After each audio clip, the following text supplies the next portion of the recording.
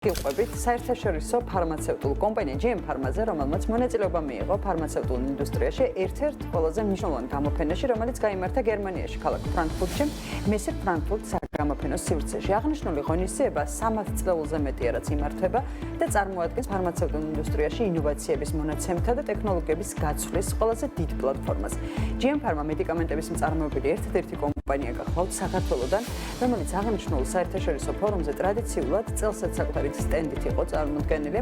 გამოფენას 2400 ექსპონენტი, 72000-ზე მეტი სტუმარი და 250-ზე მეტი საერთაშორისო ექსპერტი სპიკერი სტუმრობდა მსოფლიოს თითქმის 160-ზე მეტი ქვეყნიდან. GM Pharma-ს კვლევა განვითარებაზე ეს ამისთვის სპეციალური დეპარტამენტი არსებობს Research and Development-ის.